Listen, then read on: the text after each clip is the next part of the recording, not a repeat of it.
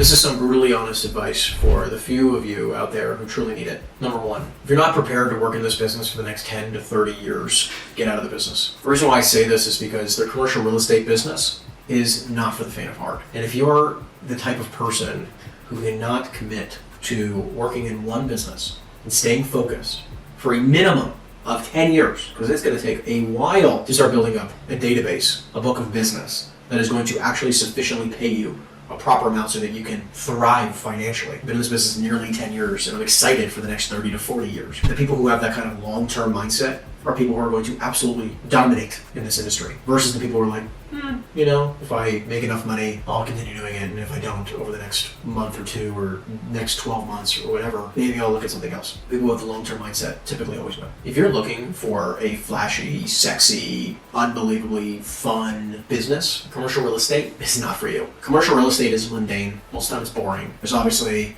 some crazy days, but the craziness is because clients or deals are just absolutely out of their mind, blowing up, or you're having crazy experiences of attorneys making stupid decisions or other brokers doing silly things. When it's flashy and crazy, then you're probably not making money or you're stressing the heck out all the time. When it's the same thing, when it's boring, right? When it's mundane, most likely you're making great money. Sacrifice isn't an option, it's mandatory. If you want amazing results, if you want to live a life that the very few people live, sacrifice is 100% required. There was literally a nearly 4-year period of time that I would work 100 hours a week, the same exact schedule. The only time I ever went out was Saturday night after 6 o'clock. And the only time I ever even went out was if I had a good week and I had certain metrics that I required. So I worked 100 plus hours a week, and I hardly ever traveled. I don't think I left the state of New Jersey for 4 years. That level of commitment is the reason why I'm where I am today. And I'm still making sacrifices. They're just slightly different. I'm still working a crazy amount of time. I'm still in it on the daily basis. I'm still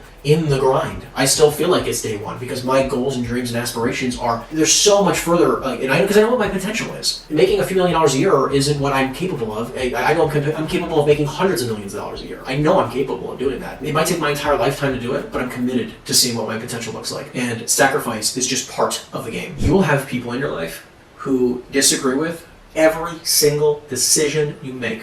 So be very, very careful of who you share your frustrations with, because these people will not only disagree with you, they will be thrilled that you're experiencing the tough times, hard times, troubled times. Be very careful who you share your pain with, because you're going to have a lot of people in your life. This was my parents. This was my grandparents. This was many other people in my family and some close friends where they were thrilled to see that I was failing, right? Because it made them look better. It made them right. And it wasn't that they were doing this because they, in a malicious way. A lot of these people did it were making these types of decisions and saying the things they did because they loved me. But they never were entrepreneurs. Or it's been 50 years, right? And they don't want to see me fail, right? They don't want to see me be hurt. They didn't want to see me experience failure. And there's going to be a lot of people in your life that are the exact same way. It's just part of the game. How you feel versus what is required to win are a majority of the time very different. Keep in mind that this business, like I had mentioned earlier on, this business can be incredibly rough. It can be very difficult at times, both mentally and physically tough. You're going to feel some type of way a lot of the time. You're not going to want to make the calls. You're not going to want to do the follow-up. You're not going to want to go to the networking event. You're not going to want to record content. You're not going to want to do a lot of things this business requires. You're not going to want to do it. And guess what? Your results will 100% of the time show for it. It's just like the people who say the same thing about going to the gym or eating right. And guess what? They're paying the price. Because if you don't eat right and you don't go to the gym, you're probably going to be overweight. In this business, it's okay to not want to make the calls. But if you don't make the calls and you don't follow up with your leads and you don't go to networking events and you don't do what is required financially, save money, and not overspend, right? If you make poor decisions because of how you feel, you are going to feel the pain in this business. Versus the people like myself who feel that way. There are a lot of times I don't want to make the calls. There's a lot of times I don't want to do the follow. There's a lot of times, guys, that I don't want to record content. There's a lot of times that I don't want to, speak to my accountant and do the freaking hard stuff and look at all the numbers and fire people because they're not performing, cut off certain expenses or not travel at certain times because it's not financially responsible or it's tough, guys. There's a lot of times where I don't feel like doing certain things. I do it anyways because it's what is required to win. You're going to have people who screw you, rob you, steal from you, sue you, blame you for everything, and If you're not mentally prepared, you are going to break. Being mentally prepared is an understatement in this fashion. I've gone through every single one of those. I've experienced all of it. And I'm here to share with you that I'm still standing here today. I'm still alive. And you can too. But set yourself up with a proper expectation that if you are up to big things, you want a big life, you're going to experience trials and tribulations in so many different ways. And I don't wish this upon anybody, but you're going to experience it. It's just part of the game. And I just want you to let you know that it's okay to cry. It's okay to be pissed. It's okay to be angry. It's okay to be frustrated. I would never blame you for any of that. And I've done all of it. It doesn't mean you stop. It doesn't mean you give up. It doesn't mean that you stop doing what works. You keep going. You push through. And yeah, I know it's going to suck, because it did suck when I experienced each and every single one of those things. But we keep moving forward. Wanting to quit, but pushing through, because your dreams and aspirations, your goals, your vision are bigger. They're bolder. They're bigger than the excuses, right? That's something that you're going to fight with each and every single day, at the beginning of your career and in many moments throughout your career. These are things I've thought about so many different times over the last decade. And I've quit twice, guys. I've thrown in the towel. I'm like, I'm done. And I probably would have found some other industry, but doing okay because that's just who I am. And at the same time, I could not be more grateful, more appreciative for the fact that I'm still in this industry, fighting each and every single day, because this is the greatest industry on planet Earth. But it does not mean that there haven't been moments, even recently, where I'm like, you know what, I could just live off X amount of money and live a pretty good life. When you've had 6 deals die in a week for well over $2 million worth of commissions, and that hasn't happened once, not twice, but 3 times in a 60-day period of time, yeah, there's going to be some dark moments there. But it doesn't mean I'm not still standing. It's those moments that differentiate the winners, the top performers, the best of the best, the top 1%, and the good. In this business, deals take a long time to close sometimes. And you need to be financially prepared for the meantime to support your family. You might have to get a job. And I'm telling you that there have been moments throughout my career I was not financially prepared. COVID, I went from making $100,000 a month gross. I was netting about 20 to 30, maybe 40,000 sometimes per month, but I was not financially prepared. I was like 1 or 2 months away from basically bankruptcy, having no money, and that's exactly what happened. COVID shined a light on my faults. It was the biggest learning lesson I've ever had to experience, and it was forced upon me. And it was horrible. I remember crying myself to sleep basically for a week. I had to fire every one of my employees. I went completely broke. It almost broke me. And thankfully, I picked myself back up. 90 days after April 1st, because that would be May, June, and July, or starting in July, right? Starting in July, I was back to making $60,000 a month again with a fraction of the expenses. And by October of that same year, I was making over $100,000 a month again, because you could not take my wisdom away, which is why I love to invest in myself, and why I will always have a coach. I will always have mentors. I will always have people holding me accountable, and I'm constantly pushing to the next level, because you cannot take the wisdom away. And for those of you who are new to the business, I would implore you to possibly have a job at the same time. I would definitely recommend many of you get a job until you have so much money. You have 36 months worth of bills saved in a checking account, and then as you get more consistent, that can be lower and lower amount. And then now I have typically floating like a 12-month emergency fund per se, and then every other dollar gets invested in real estate. So I'm in a period of time in my life where it's better off that I'm using my money to invest in real estate versus just having it sit. I'll have it sit when I'm 50, 60, 70, 80 years old, versus now it doesn't make any sense. But if you need to get a job to support your family, you get a freaking job until it's necessary. In this game, you don't have to cold call. Well, you do have to generate a lot, and I really do mean a lot of leads each and every single month. So if you're not earning the money you desire, it's time to put the ego aside and start dialing. Because it's okay to suck, but it's not okay not to start because you're afraid or you're scared to suck. If it is required, then therefore you should do it. I'm not saying cold calling is required. I'm saying pick up the phone and speak to people, because lead generation is required in the business of real estate. Okay, because if you'd like to be in the business of real estate for a long period of time, then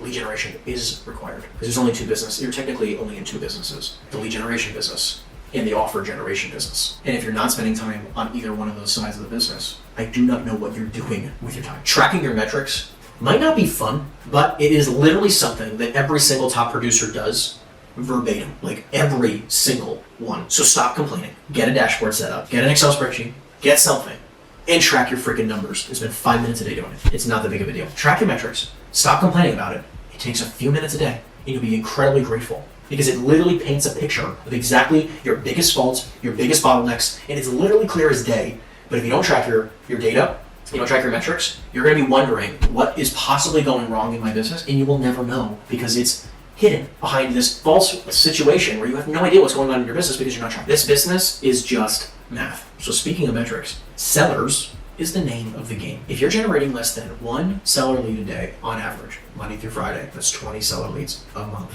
okay? You are going to have an impossible time competing with someone else who's generating 3 leads a day times the 20 days, 60 leads a month. It's just math. If you give somebody more at-bats, yes, skill plays a major role, for sure. But over a longer period of time, it's very difficult to compete with somebody who just out-freaking works you. So if the name of the game is lead generation, seller leads, by the way, we're talking about seller leads for a minute, the opportunities of sellers who would like to sell their property for a fair and reasonable price. That's what a seller lead is. Somebody who wants to sell it for 50% more than market value or more is not a seller lead. That is a dream. There might be a lead down the road, but not a lead today. If you're only generating less than 1 lead a day, get back to work, people.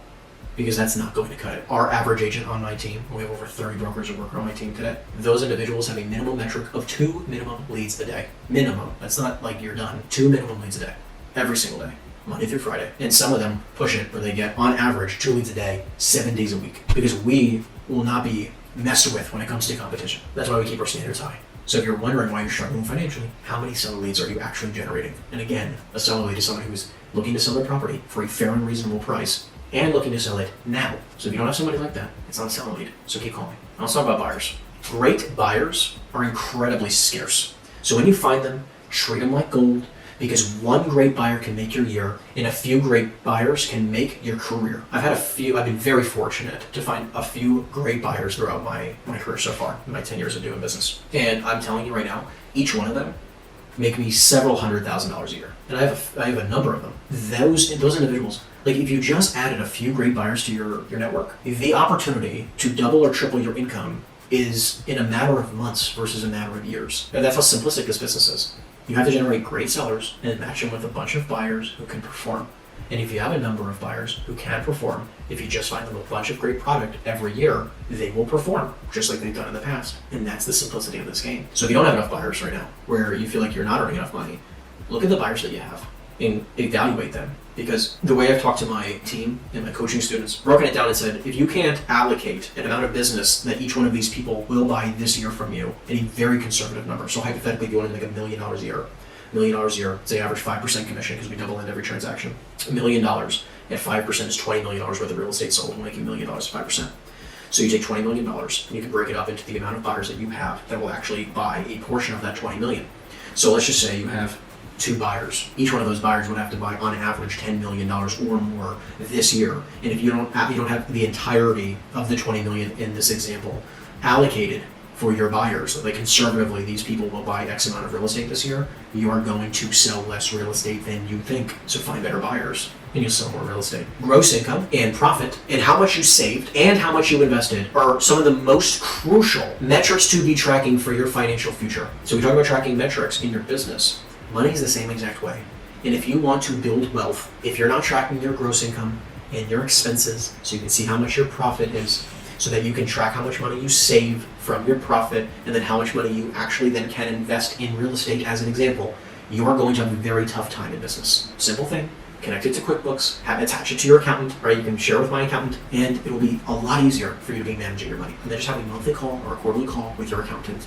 That's simple. To all my people listening who try to look rich by buying flashy cars, flashy watches, flashy clothes, flashy accessories, all I have to ask you is, what do you think your grandkids would prefer to inherit? All your stuff or investment properties? I'll let you answer the question. The first 1 to 5 years is going to be the hardest you've ever worked for the least amount of pay you've ever experienced in business, because that's what entrepreneurship really is. The very beginning of your business is not about making money, but it's about breaking through all the failures and experiences as fast as freaking possible. Because at first you were overworked and underpaid, then you were adequately worked and adequately paid, and then you were finally underworked and overpaid. And it is in that order, no matter what you do. Period. End of story. Hope you guys enjoyed the video. I know this is a little bit different than my typical, but this is from the heart. It's because I care. It's because I want each and every single one of you to have the best years of your career every single year. And I love this freaking industry. My commitment is that I want every single person in this industry to have a fantastic experience. If you guys enjoyed the video, comment down below. And if you have any questions, do the same. Make sure you subscribe. And appreciate you guys so much for following the journey.